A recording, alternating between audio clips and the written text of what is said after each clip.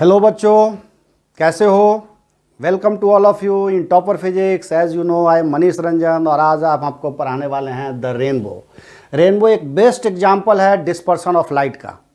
हमने पिछले वीडियो में डिस्पर्सन ऑफ लाइट का बताया था, जिसमें एक प्रिज्म से when a rays of light passes through the prism 7 colour में बहुत अच्छे band of spectrums and bands of colours is called spectrums बनता है, जिसमें 7 कलर्स होते हैं।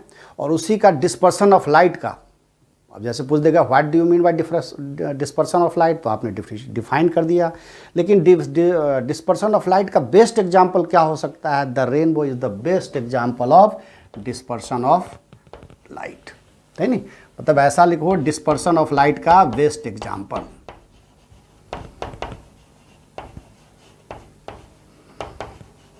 लाइट का best example.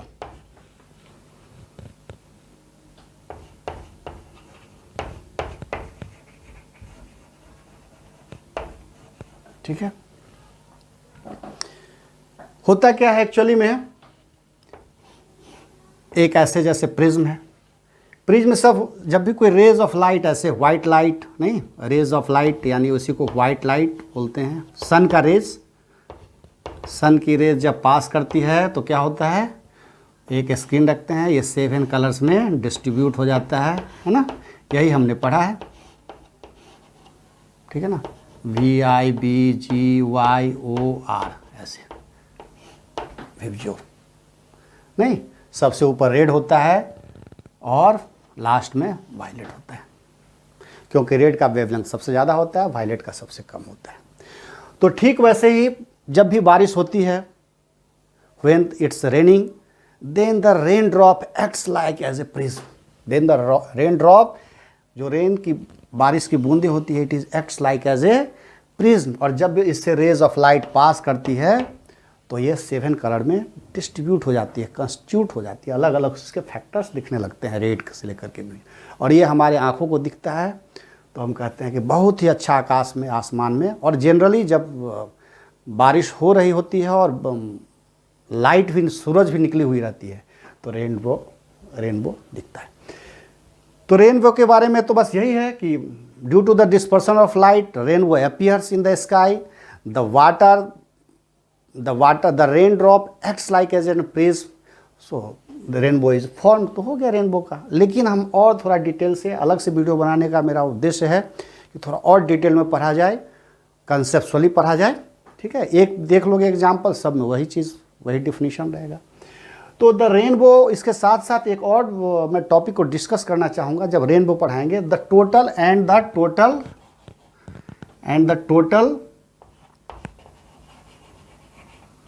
Internal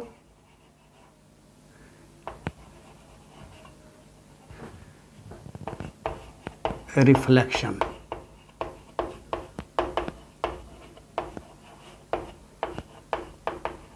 total internal reflection of light,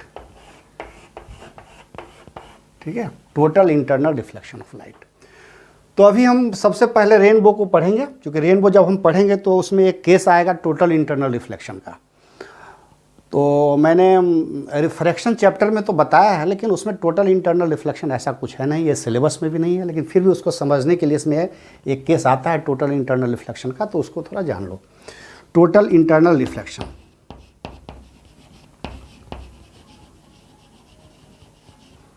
बहुत टोटल इंटरनल रिफ्लेक्शन किसका? लाइट का।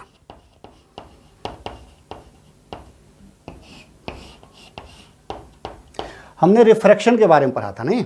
रिफ्रैक्शन क्या होता है? जब सपोज दैट कोई रेज ऑफ लाइट है, नहीं, यहां पर कोई एयर मीडियम है और ये क्या है, डेंसर कोई मीडियम है, जैसे सपोज दैट ग्लास है। तो जैसे कोई रेज ऑफ लाइट ऐसे आती है, ठीक है? तो जब एयर रेयरर से डेंसर में जाती है तो क्या होगा, थोड़ा जाना तो चाहिए इसको ऐसे, लेकिन वो थोड़ा जो है ना बेंड हो जाती है, ऐसे चली जाती है। ये एंगल ऑफ आई हो गया, एंगल ऑफ इंसिडेंस, ये एंगल ऑफ आर, ये सब मैं पढ़ा चुका हूँ नहीं? यहीं पर स्नेल लॉ भी होता है कि साइन आई, इसकी ज़रूरत नहीं है वैसे, sine r equals to mu constant होता है। मतलब जैसे पानी है और हवा है और ग्लास है, या पानी है और ग्लास है, उसके एकदम बीच का पॉइंट, ठीक है ना, यहीं पर sine i by sine r बराबर म्यू कांस्टेंट होता है। चलो अब एक और एग्जांपल हम देखते हैं, पर दोनों अलग अलग होते हैं। ये एंगल कुछ और होगा, ये एंगल कुछ और होगा। और एक चीज़ ये भी पता चला, जब रेज ऑफ लाइट एयर में जाती है तो उसका कुछ और स्पीड होता है, जब रेज ऑफ लाइट ग्लास में जाती है तो उसका कुछ और अलग स्पीड होता है। अब देखो, सपोज दैट ऐसा टोटल इंटरनल रिफ्लेक्शन को समझा रहा हूँ। ये है डेंसर, कौन सा मीडियम है, डेंसर, डेंसर मीडियम है। और ये है रेयरर, रेयरर मीडियम है। अब गौर से देखो, जैसे रेज ऑफ लाइट ऐसे गई, ये नॉर्मल है, रेज ऑफ लाइट ऐसे गई, ठीक है,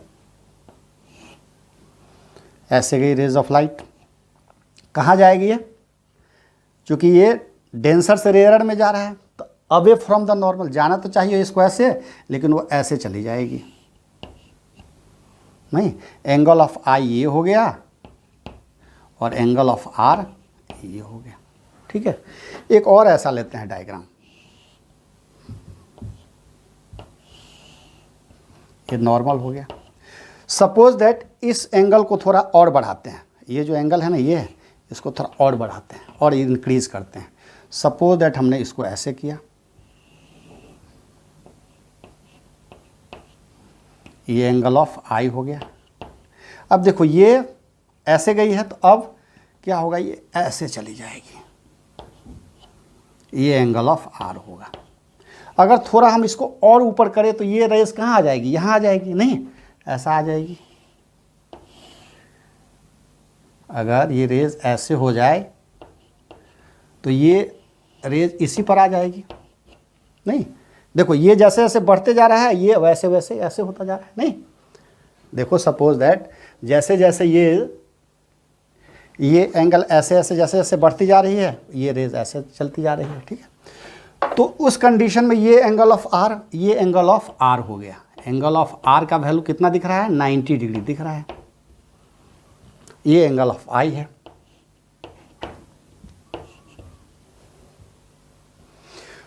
तो यहां पर इफ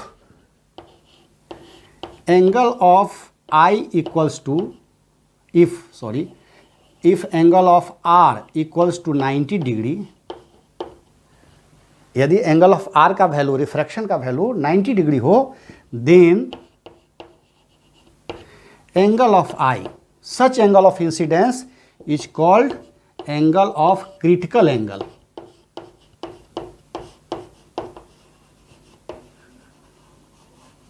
इसको क्या कहते हैं, critical angle. Angle of incidence for which the angle of refraction is 90 degree, such angle of incidence is called a critical angle. या ऐसा भी लिख सकते हो, if angle of refraction r equals to 90 degree, then angle of i equals to angle of c which is called a critical angle. अपने मन से definition दे दो, if angle of r is 90 degree, then such angle of incidence is called a critical angle. अब देखो, अब suppose that अगर इस एंगल ऑफ आई को थोड़ा और आगे बढ़ा दिए तो ये रेस कहाँ आ जाएगी, यहाँ आ जाएगी। नहीं, ऐसा होगा, जैसे सपोज दैट इसको अगर हमने ऐसा बढ़ा दिया, एंगल ये नॉर्मल है, अगर हमने इसको ये एंगल ऑफ आई को ऐसे बढ़ा दिया, सपोज दैट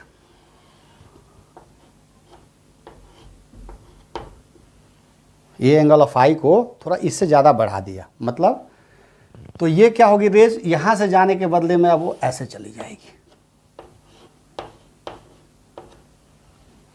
तो क्या देखा गया कि ये भी डेंसर मीडियम है, ये भी डेंसर मीडियम है। क्या है, डेंसर मीडियम, ये भी डेंसर मीडियम है। हाँ, एक चीज़ जान लो, टोटल इंटरनल रिफ्लेक्शन होने के लिए दोनों सेम मीडियम होना चाहिए, दोनों डेंसर मीडियम, ठीक है, डेंसर मीडियम होना चाहिए। तो अब जिस मीडियम से रेज ऑफ लाइट गई, उसी मीडियम में वापस आना, this is called the reflection. नहीं, रिफ्लेक्शन में ऐसे ही पढ़े थे हम लोग, सबसे शुरुआत वाला मेरा वीडियो है, ऐसा एंगल ऑफ रेज आई ऐसे पार कर रही है, ये एंगल ऑफ आई, ये एंगल ऑफ आर, नहीं, तो एंगल ऑफ रिफ्लेक्शन। तो अब इसका डिफिनीशन क्या दोगे टोटल इंटरनल रिफ्लेक्शन का? इफ एंगल ऑफ, इसका वैल्यू क्या है, ये एंगल ऑफ आई जो है यहाँ पर, ये angle of I greater than critical angle, तो ऐसा लिखो, if angle of incidence is greater then angle of critical angle, bracket में लिख दो critical angle,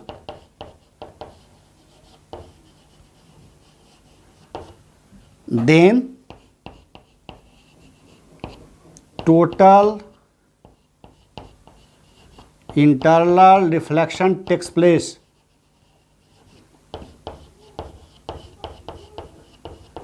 Reflection takes place.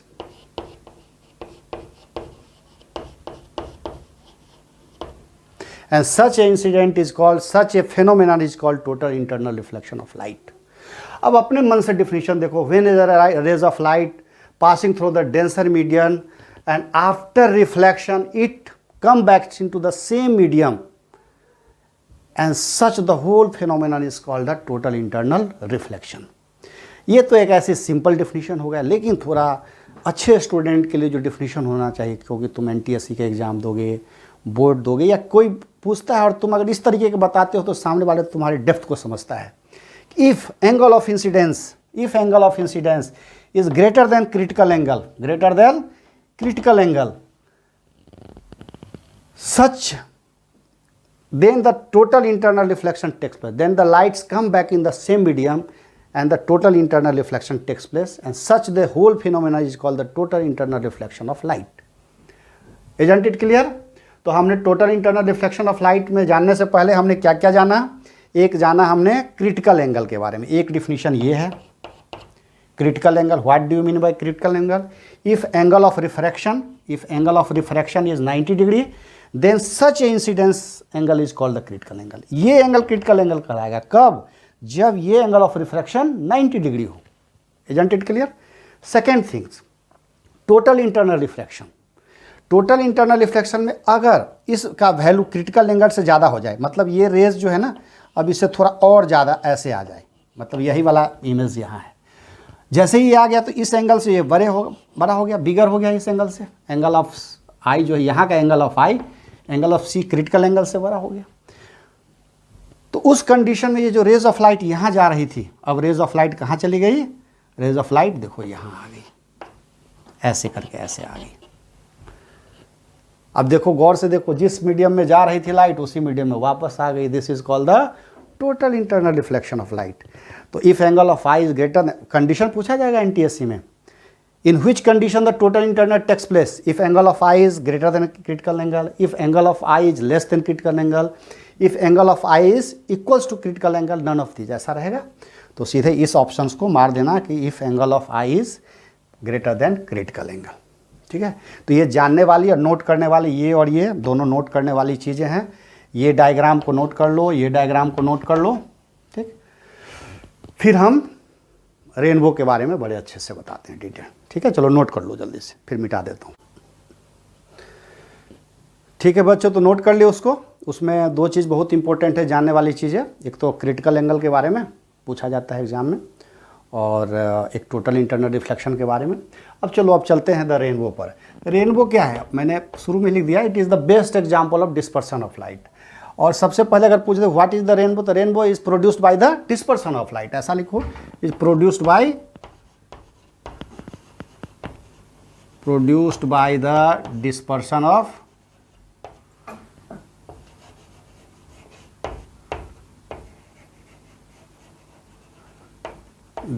Of light. ठीक है, तो the rainbow is produced by the dispersion of light. अब देखो रेनबो में क्या होता है कि जो भी एयर के, जो भी वाटर के मॉलिक्यूल्स, जो वाटर के ड्रॉप हैं, वो एक प्रिज्म की तरह एक्ट करते हैं और उसी से रेज ऑफ लाइट पास करती है और वो 7 कलर में डिस्ट्रीब्यूट हो जाती है।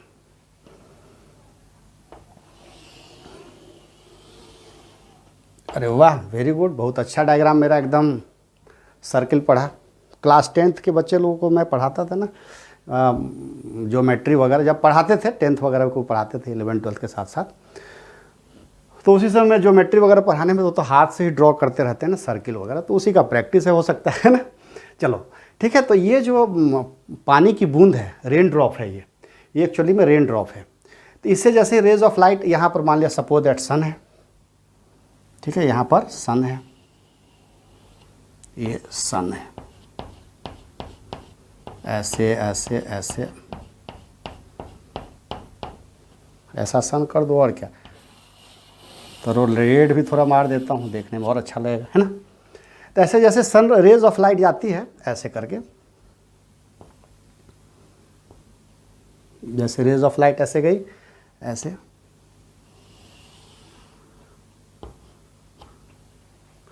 जैसे ही गई, देखो यहाँ पर कौन सा मीडियम है, एयर है, और ये अंदर क्या हो गया, डेंसर हो गया, नहीं इधर तो पानी है, वाटर है, तो चेंज हो गया, ये रेयरर हो गया और ये डेंसर हो गया, मतलब ये हो गया रेयरर मीडियम और ये हो गया डेंसर मीडियम।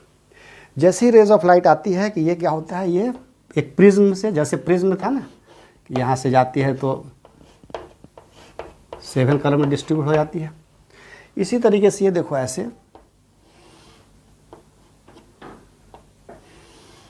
2 3 4 5 6 7, ठीक है। तो ये हो गया इसका नाम VIVGYOR,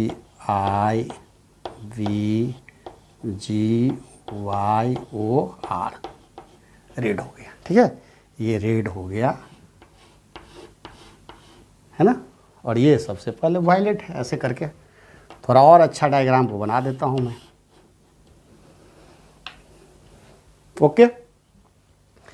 तो ये हमारा हो गया कौन सा, इसके अंदर हो गया ये डेंसर मीडियम हो गया, मतलब यहां के बाद जस्ट मीडियम चेंज हो गया। तो हमने रिफ्रैक्शन में बताया था कि प्रिज्म में क्या होता है कि ये भी रेयरर है और ये डेंसर है, जैसे ही प्रिज्म से रेज ऑफ लाइट पास करती है वो अपने 7 कलर में डिस्ट्रीब्यूट हो जाती है, तो उसकी 7 कलर में वो डिस्ट्रीब्यूट हो जाएगा, हो गया, ठीक है। तो 7 कलर से इसी को यहाँ पर क्या हो गया, रेज ऑफ लाइट का डिस्पर्सन, क्या कहते हैं, डिस्पर्सन, लाइट का क्या हो गया, डिस्पर्सन हो गया, और रिफ्रैक्शन,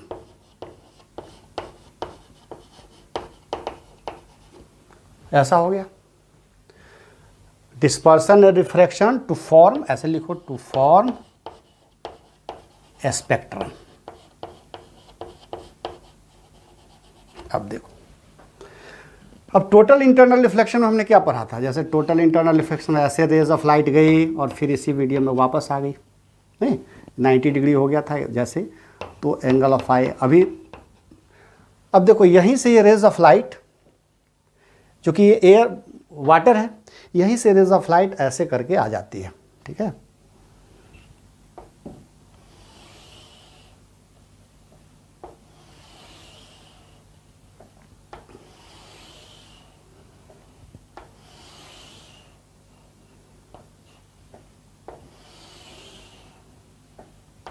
थोड़ा हो सकता है टेढ़ा वेढ़ा भी बन रहा है, लेकिन कोई बात नहीं, ठीक है, ऐसे थोड़ा हो सकता है टेढ़ा हो गया, मैंने बस बहुत अच्छे से बताया एग्जाम्पल के द्वारा, ठीक है। तो रेज ऑफ लाइट ऐसे करके, ये सबसे ऊपर रेड वाला है, ये वाला सबसे, ये वाला है वायलेट है, ऐसे, ठीक है। तो ये जो है हमारे आईज को ऐसे दिखता है,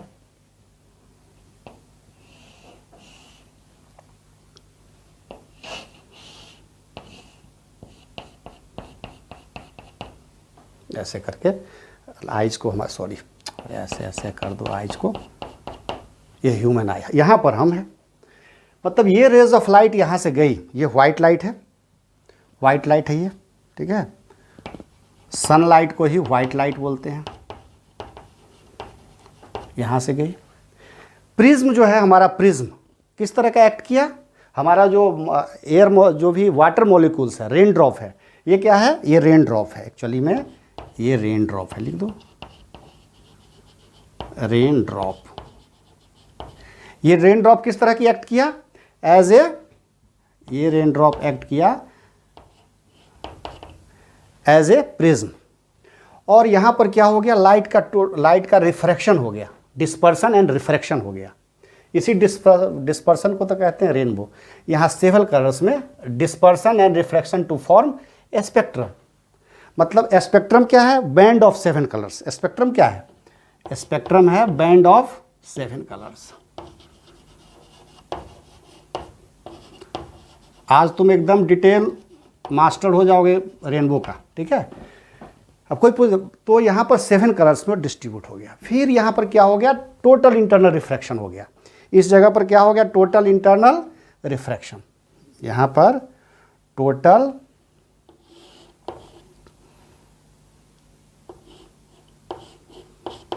टोटल इंटरनल रिफ्लेक्शन, यहाँ पर टोटल इंटरनल रिफ्लेक्शन हो गया। टोटल इंटरनल रिफ्लेक्शन का मतलब कि जिस मीडियम में रेज ऑफ लाइट थी उसी मीडियम में वापस आ गई, ठीक है ना। मतलब यहाँ डेंसर में है तो डेंसर में ही। अब देखो फिर यहाँ पर इसका हो गया रिफ्रैक्शन। फिर ये डेंसर से कहाँ आ गई, रेयरर में आ गई, और हमारे आंखों को ये ऐसे दिख गई। सबसे ऊपर में रेड, सबसे नीचे वायलेट। अब इसमें जानने वाली चीज़ और कुछ नोट करने वाली चीज़ें हैं, उसको नोट कर लो। देखो सबसे पहले नोट करना तो बात की बात है, मुख्य उद्देश्य हमारा कि रट जाए और कंसेप्ट क्लियर हो जाए। पूछ दे कोई कि what is the rainbow. The rainbow is the best example of dispersion of lights. It is produced by the dispersion of light. और सबसे चीज़ ये है रेनबो के बारे में कि जो सन होना चाहिए, मतलब सन के अपोजिट में रेनबो बनेगा, ठीक है ना। मतलब सन के अपोजिट में रेनबो बनेगा।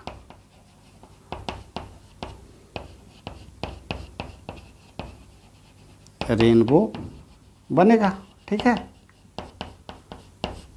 मतलब ऐसा लिखो कि rainbow will form in the opposite of sun. यहाँ पे रेनबो, अब हिंदी में लिख दिया, कोई बात नहीं, आ गया। The rainbow is formed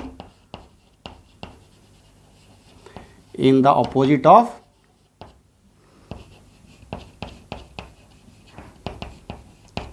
of sun, ठीक है, एक पॉइंट। दूसरी चीज ये है कि रेनबो के बारे में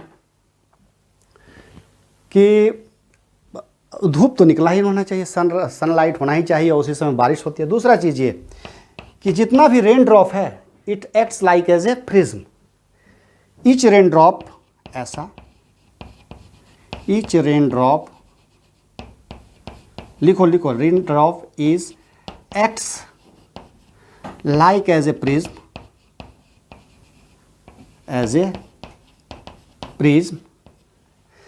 splitting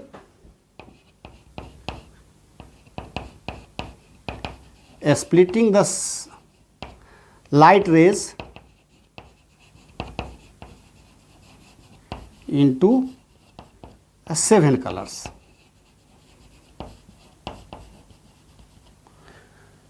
seven colours which appears to our eye, ठीक है। तो ये हो गया रेनबो के बारे में टोटल चीज़। अब इससे ज़्यादा रेनबो के बारे में कुछ नहीं है, ये सब तो ऐसे ही बताने के लिए है। व्हेन द वाइट लाइट इससे पास करती है, यहाँ पर क्या होता है, रिफ्रैक्शन होता है और स्पेक्ट्रम पाया जाता है, बैंड ऑफ 7 कलर्स। फिर यहाँ पर टोटल इंटरनल रिफ्लेक्शन होता है, वही हमारे आइज़ को दिखाई देता है और हम कहते हैं कि there is a rainbow in the sky. Okay, चलो अब इससे ज़्यादा और डिटेल अगर पढ़ना होगा तो 12th में फिजिक्स में और डिटेल पढ़ेंगे विथ मैथमेटिकल वैल्यू के साथ, विथ मैथमेटिकल फार्मूला के साथ। 10th में ये भी काफ़ी है, एनफ है, ठीक है। चलो okay, all the very best. कुछ भी हो हमारे कमेंट सेक्शन में जा करके कमेंट्स कर देना, ठीक है। I will try to help you. Okay, all the very best.